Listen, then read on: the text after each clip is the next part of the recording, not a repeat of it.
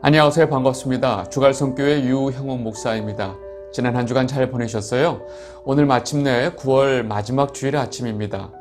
여러분들 지금 여러분이 어디에 있든지 또 여러분들이 무엇을 하든지 여러분들 모두가 하나님의 자녀라고 하는 영적 신분을 가지고 있습니다. 여러분들 오늘 말씀을 통해서 여러분들에게 주어진 그 영적 신분이 어떻게 주어졌는지를 다시 한번 확인하는 시간이 되시기를 바랍니다. 오늘 우리에게 주시는 말씀 같이 보도록 하겠습니다. 요한복음 11장 25절에서 27절. 예수께서 이르시되 나는 부활이요 생명이니 나를 믿는 자는 죽어도 살겠고 무릇 살아서 나를 믿는 자는 영원히 죽지 아니하리니 이것을 내가 믿느냐. 이르되 주여 그러하외다. 주는 그리스도시요 세상에 오시는 하나님의 아들이신 줄 내가 믿나이다. 아멘. 여러분, 오늘 우리가 보게 될 내용은 이 요한복음에 나오는 그 예수님의 7가지 표적 중에 마지막 표적, 즉 나사로를 살리시는 표적의 내용입니다. 여러분, 이 표적은 이 예수님 사역의 정점을 암시하고 있습니다. 여러분, 예수님께서 이 땅에 오셔서 하신 모든 사역의 정점은 바로 십자가의 죽음이기 때문에 그렇습니다. 그런데 그 죽음은 죽음을 위한 죽음이 아니고 부활을 위한, 생명을 위한 죽음이었습니다. 여러분, 나사로의 죽음은 이러한 예수님의 그 생명의 능력을 보여주시는 아주 중요한 도구가 되는 것입니다. 그래서 예수님께서 나사로가 병에 들었다는 아주 긴급한 소식을 들었을 때 예수님이 다음과 같이 말씀하신 것입니다. 요한복음 11장 4절. 예수께서 들으시고 이르시되 이 병은 죽을 병이 아니라 하나님의 영광을 위함이요 하나님의 아들이 이로 말미암아 영광을 받게 하려 함이라 하시더라. 아멘. 여러분, 성도의 죽음은 죽음에서 끝나는 것이 아닙니다. 성도는 죽음 이후에 때가 되면 생명의 부활로 다시 깨어나게 됩니다. 여러분, 이것이 바로 우리의 영적 신분이 중요한 이유입니다. 오늘 예수님께서 이 죽은 나사로를 다시 살리시면서 예수님을 믿고 있는 모든 사람들에게, 또 당시의 마르다, 마리아, 그 모든 사람들에게 예수께서 생명이시고 부활하신 사실을 다시 한번 확인시켜주고 있습니다. 이제 본문 내용을 좀 보도록 하겠습니다. 여러분, 예수님은 나사로가 병이 들어서 굉장히 위급하다는 소식을 듣고 바로 오시지 않고 계시던 그곳에서 이틀을 더 유하고 난 다음에 비로소 나사로가 사는 동네 베다니에 오시게 됩니다. 그런데 예수님이 이 마을에 왔을 때 나사로는 이미 죽은 지 나흘이나 된 상황이었습니다. 그리고 마르다와 마리아는 많은 유대인들에게 조문을 받고 있는 상황이었습니다. 요한복음 11장 17절에서 19절입니다. 예수께서 와서 보시니 나사로가 무덤에 있은 지 이미 나흘이라. 베다니는 예루살렘에서 가깝기가 한 오리쯤 되매 많은 유대인이 마르다와 마리아에게 그 오라비의 일로 위문하러 왔더니, 이 오빠의 죽음으로 인해서 많은 조문객을 사실은 이렇게 맞이하고 있었습니다. 그런데 그런 마리아와 마르다에게 마침내 예수님이 오셨다는 소식이 들렸어요. 이제 사람들이 예수님이 오시고 있다라는 얘기를 들었죠. 그러니까 그 소식을 듣자마자 마르다는 예수님을 맞이하러 마을 입구로 나가게 됩니다. 요한복음 11장 20절입니다. 마르다는 예수께서 오신다는 말을 듣고 곧 나가 맞이하되 마리아는 집에 앉았더라. 그렇게 애타게 기다리던 예수님께서 마침내 오셨다는 소식을 듣고 마르다는 정신없이 예수님을 맞으러 마을 입구까지 나가게 됩니다. 그런데 그 마을 입구까지 나가는 그 순간에 마르다는 무슨 생각을 했을까요? 이 죽음을 눈앞에 둔 이 오빠 나사로를 보면서 예수님이 빨리 오시기를 얼마나 애타게 기다렸을까요? 그런데 그렇게 애타게 기다리던 예수님께서 오빠가 죽은 지 나흘이 지난 이 순간에 오신 것입니다. 지금 마르다의 마음은 오빠 나사로가 죽기 전에 예수님께서 서둘러 오시지 않은 사실에 대해서 굉장히 서운한 마음이 있을 거예요. 어쩌면 그 마음이 가득 차 있는지도 모릅니다. 그런 이 마르다의 속마음이 예수님을 만나자마자 그 입에서 나오게 되는 것입니다. 요한복음 11장 21절. 마르다가 예수께 여짜오되 주께서 여기 계셨더라면 내 오라버니가 죽지 아니하였겠나이다. 여러분, 예수님을 처음 만났을 때 마르다 입에서 나온 말이 바로 이 말이었습니다. 여러분, 마르다는요, 확실한 믿음이 있었어요. 오빠 나사로가 죽기 전에 예수님이 이곳에 계셨더라면 자기 오빠는 절대로 죽지 않았을 것이라고 믿고 있었던 것입니다. 마르다는 죽어가는 오빠 나사로를 예수님께서 분명히 살리실 수 있는 능력이 있다고 믿고 있었던 것입니다. 확실한 믿음이 있었어요. 그런데 그 믿음은 오빠가 죽기 전에 서둘러 오시지 않은 예수님에 대한 원망으로 바뀌게 되는 것입니다. 여러분, 그 믿음 때문에 오히려 예수님에 대한 원망이 더 커졌는지도 모릅니다. 결국 마르다의 이러한 확실한 믿음은 예수님을 원망하게 만든 것입니다. 이것이 바로 마르다의 믿음의 한계라는 것입니다. 그리고 마르다는 자기 오빠 나사로가 이미 죽었기 때문에 예수님이 이제 할 수 있는 것은 아무것도 없다고 생각했고, 그 마음 때문에 더욱더 예수님에 대해서 원망하는 마음이 있었던 것입니다. 이 영상을 보고 계신 주갈성 성도 여러분, 여러분은 지금 이 마르다의 이 확고한 믿음, 결국 그 믿음이 예수님을 더 원망하게 했던 그 믿음에 대해서 어떻게 생각하시나요? 우리는 신앙생활을 그동안 해오면서 이러한 믿음들을 많이 봤습니다. 분명히 하나님께서 해주실 수 있고 또 내게 해주실 거라는 확실한 믿음을 가지고 있었는데, 결국 그 일이 안 되었을 때 그 믿음은 하나님에 대한 강한 원망으로 바뀌게 된다는 것을 우리는 너무나 많이 봐왔습니다. 우리는 이것을 믿음이라고 말할 수 있나 하는 것입니다. 여러분, 자신의 강한 바램을 믿음으로 착각한 것은 아닐까요? 내가 강하게 믿고 있으면 하나님이 반드시 해주셔야 하나요? 우리가 어떤 기도 제목을 놓고 40일 금식 기도하면 하나님께서 반드시 들어주실 거라는 믿음을 갖게 됩니다. 여러분, 근데 그것은 믿음이 아니고 자기 착각입니다. 진정한 믿음은 내가 원하는 것이 이루어지든 이루어지지 않든 하나님을 원망하지 않는 것입니다. 다니엘 3장 16절에서 18절, 사드락과 메삭과 아벳느고가 왕에게 대답하여 이르되, 느부갓네살이여, 우리가 이 일에 대하여 왕에게 대답할 필요가 없나이다. 왕이여, 우리가 섬기는 하나님이 계시다면 우리를 맹렬히 타는 풀무불 가운데서 능히 건져내시겠고 왕의 손에서도 건져내시리이다. 그렇게 하지 아니하실지라도 왕이여, 우리가 왕의 신들을 섬기지도 아니하고 왕이 세우신 금신상에게 절하지도 아니할 줄을 아옵소서. 여러분, 지금 이 다니엘의 세 친구 사드락, 메삭, 아벳느고가 이 느부갓네살 앞에서 말하는 그 고백을 보세요. 당신의 손에서 하나님께서 우리를 구원해 주실 것입니다. 그러나 그렇게 아니하실지라도 우리는 왕이 요구하는 대로 그 금신상에게 절할 수 없습니다. 여러분, 하나님 앞에 진정한 믿음은 내 원하는 바를 하나님이 분명히 해주실 거라고 하는 강력한 믿음을 가지고 있는 것이 아니고, 우리는 언제든 하나님 뜻을 따르겠습니다 하는 것이 바로 진정한 믿음입니다. 하나님이 어떤 결정을 우리에게 주시더라도 우리는 그 결정에 대해서 순종하는 것이 바로 참 믿음입니다. 지금 마르다는 오빠 나사로의 죽음 앞에서 제때 오시지 않은 그 예수님에 대한 서운함과 원망함을 그대로 표현하고 있는 것입니다. 그리고 이어서 마르다는 예수님에 대해서 이렇게 말을 합니다. 요한복음 11장 22절, 그러나 나는 이제라도 주께서 무엇이든지 하나님께 구하는 것을 하나님이 주실 줄을 아나이다. 얼핏 들으면 마르다가 지금 예수님께 하는 이 말은 지금이라도 예수님, 내 오빠를 좀 살려주세요. 그리고 당신은 하실 수 있습니다 라는 고백처럼 들리지만 사실은 그 뜻이 아닙니다. 지금 마르다가 한 이 말은 예수님에 대해서, 저는 지금 늦게 오신 예수님에 대해서 많은 서운함과 원망스러운 마음이 있지만 그럼에도 불구하고 주님은 하나님의 아들이십니다 라고 고백하고 있는 거예요. 마르다는 지금 예수님에 대한 믿음과 예의를 갖추고 지금 이 표현을 하고 있는 것입니다. 이러한 마르다의 마음을 주님께서 모르실 리가 없겠죠. 그래서 예수님께서는 마르다에게 다음과 같이 말씀하십니다. 요한복음 11장 23절, 예수께서 이르시되 내 오라비가 다시 살아나리라. 예수님은 지금 마르다에게 이제 곧 내 오빠 나사로가 다시 살아날 것이다 라고 지금 말씀하신 거예요. 그런데 마르다는 이 말씀을 전혀 이해하지 못하면서 자기 나름대로 해석을 해서 자기가 가지고 있는 이 부활화된 믿음을 고백하게 됩니다.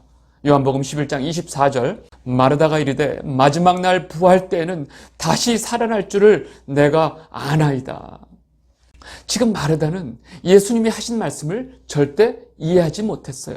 자기 죽은 오빠 나사로가 지금 당장 살아난다는 것은 상상할 수 없었기 때문에 그렇습니다. 그러니까 지금 예수님께서 내 오빠가 다시 살아나리라 하신 말씀을 자기 나름대로 해석을 한 거예요. 주님, 제가 알고 있습니다. 마지막 날에 모든 성도가 다시 부활한다는 것은 저도 알고 있습니다. 라고 지금 대답을 하고 있는 것입니다. 여러분, 지금 마르다는요, 성도로서 아주 정확한 부활에 대한 믿음을 가지고 있는 것입니다. 이 세상 마지막 날, 즉 예수님께서 다시 이 땅에 오실 그때에 모든 사람이 다시 살아난다는 것을, 모든 사람이 부활한다는 것을, 또 생명의 부활로 심판의 부활로 다 살아난다는 것을 마르다는 정확하게 알고 있는 것입니다. 그러나 지금 예수님께서 하시는 말씀에 대한 이 마르다의 대답은 틀린 것입니다. 예수님께서는 이러한 이 마르다의 믿음을 확인시켜 주시면서 그의 믿음을 더 확장시켜 주십니다. 예수님께서는 생명 그 자체이시며 부활이시기 때문에 모든 죽어있는 영혼과 또 죽어가는 영혼을 다 살리실 수 있는 분임을 선포하는 것입니다. 요한복음 11장 25절에서 26절입니다. 예수께서 이르시되 나는 부활이요 생명이니 나를 믿는 자는 죽어도 살겠고 무릇 살아서 나를 믿는 자는 영원히 죽지 아니하리니 이것을 내가 믿느냐. 여러분, 지금 예수님께서 하신 말씀을 아주 간단하게 설명하면 우리가 예수님을 믿고 있다면 우리에게 절대로 죽음이 올 수 없다는 것입니다. 우리가 예수님을 믿고 있을 때 부활이시고 생명이신 예수님과 우리 함께 계시기 때문에 우리는 절대로 죽을 수 없다는 것입니다. 여러분, 지금 이 질문을 예수님께서 마르다에게 하고 있지만 이 질문을 여러분에게도 하고 있습니다. 여러분은 지금 예수님의 이 말씀을 믿고 계신지요? 여러분 모두가 아멘으로 화답하시기를 바랍니다. 여러분, 지금 이 엄청난 선포의 말씀은 이미 부활에 대해서 확고한 믿음이 있는 마르다에게 예수님께서 다시금 그 믿음을 더 연장시켜 주시고 확장시켜 주고 계신 것입니다. 그리고 예수님 말씀에 대해서 마르다는 아주 분명한 신앙 고백을 합니다. 요한복음 11장 27절 이르되 주여 그러하오이다. 주는 그리스도시요 세상에 오시는 하나님의 아들이신 줄 내가 믿나이다. 여러분, 너무나 분명한 마르다의 신앙 고백입니다. 여러분, 베드로가 했던 신앙 고백 있죠? 주는 그리스도시요 살아계신 하나님의 아들이시니다와 똑같은 고백을 지금 마르다가 하고 있는 거예요. 문제는 지금 예수님께서 하시는 그 질문과 마르다의 신앙 고백이 지금 초점이 안 맞고 있다는 것입니다. 여러분, 마르다는 지금 예수님 앞에서 네 주님, 지금 당장이라도 예수님께서 저 죽은 나사로 오빠를 살리실 수 있는 것을 저는 믿습니다 라고 대답을 해야 예수님 질문에 맞는다는 것입니다. 마르다는 이렇게 분명한 신앙 고백을 했음에도 불구하고 이 순간에 예수님께서 죽은 나사로를 살리실 수 있다는 기대조차 못하고 있다는 것입니다. 그냥 지금이라도 이렇게 늦게라도 와주셔서 감사합니다의 표현만 지금 하고 있다는 것입니다. 여러분, 이 대화가 이루어진 다음에 마르다는 동생 마리아를 부릅니다. 그리고 이제 예수님께서 울면서 마리아가 달려오는데 마리아가 예수님 앞에 무릎을 꿇고 예수님 발 앞에 무릎을 꿇고 울면서 예수님께 하는 말이 좀 전에 마르다가 했던 말과 똑같습니다. 요한복음 11장 32절입니다. 마리아가 예수 계신 곳에 와서 배웠고 그 발 앞에 엎드려 이르되 주께서 여기 계셨더라면 내 오라버니가 죽지 아니하였겠나이다 하더라. 마리아도 역시 똑같은 상황이었던 것입니다. 마리아 역시 너무나 사랑하는 주님이었고 너무나 믿고 따르는 주님이었지만 이 사랑하는 오빠의 죽음 앞에서는 그 늦게 오신 예수님에 대한 서운함과 또 원망하는 마음이 똑같이 있었던 것입니다. 예수님께서 더 빨리 오셨더라면 우리 오빠가 죽지 않았을 텐데 왜 이제 오셨나요? 하면서 엉엉 울고 있는 것입니다. 여러분, 지금 우리가 본 이 마르다와 마리아의 모습 속에서 우리는 너무나 분명한 사실을 알아야 합니다. 예수님을 하나님의 아들로 믿고 있고 그 예수님을 너무나 잘 알고 있고 또 예수님을 너무나 사랑하고 있는 이 마르다와 마리아도 이 죽음 앞에서는 그 모든 믿음이 꺾이고 있다는 것입니다. 심지어 이 마르다의 고백을 보면 마지막 날에 모든 성도들이 부활한다는 믿음까지 있어요. 그러나 지금 자신의 오빠의 죽음의 현실 앞에서 그 믿음도 아무 역할을 하지 못하고 있다는 것입니다. 여러분, 만약 우리가 마르다와 마리아에게 왜 믿음이 그 정도밖에 안 되느냐고 말을 하기에는 우리는 그 믿음조차 없다는 사실입니다. 그리고 모든 인간에게 있어서 죽음의 권세가 현실적으로 이렇게 강하다는 사실을 우리는 분명히 알고 인정을 해야 합니다. 여러분, 예수님은 이렇게 이 오빠의 죽음 앞에서 너무나 나약한 모습의 이 인간들의 모습을 보면서 예수님께서도 그 안타까운 마음을 감출 수가 없었습니다. 그래서 예수님께서도 이들과 함께 눈물을 흘리시는 것입니다. 요한복음 11장 33절에서 35절 말씀입니다. 예수께서 그가 우는 것과 또 함께 온 유대인들이 우는 것을 보시고 심령의 비통이 여기시고 불쌍히 여기사 이르시되 그를 어디에 두었느냐 이르되 주여 와서 보옵소서 하니 예수께서 눈물을 흘리시더라. 여러분, 예수님은 하나님의 아들이시면서 이 땅에 오신 분이시지만 모든 인간들의 고통을 다 겪으셨고 모든 인간들이 가지고 있는 감정을 다 느끼고 계신 분임을 우리는 분명히 알아야 합니다.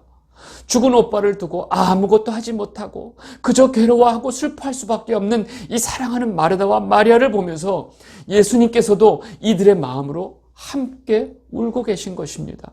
그리고 이렇게 죽음의 권세 앞에서 꼼짝 못하고 있는 이들의 너무나 불쌍한 모습에 또 눈물을 흘리고 계신 것입니다.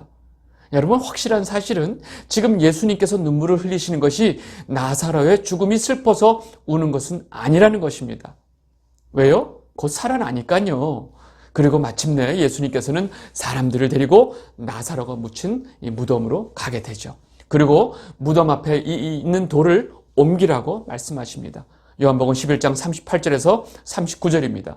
이에 예수께서 다시 속으로 비통히 여기시며 무덤에 가시니 무덤이 구리라 돌로 막았거늘 예수께서 이르시되 돌을 옮겨 놓으라 하시니 그 죽은 자의 누이 마르다가 이르되 주여 죽은 지가 나흘이 되었음에 벌써 냄새가 나나이다.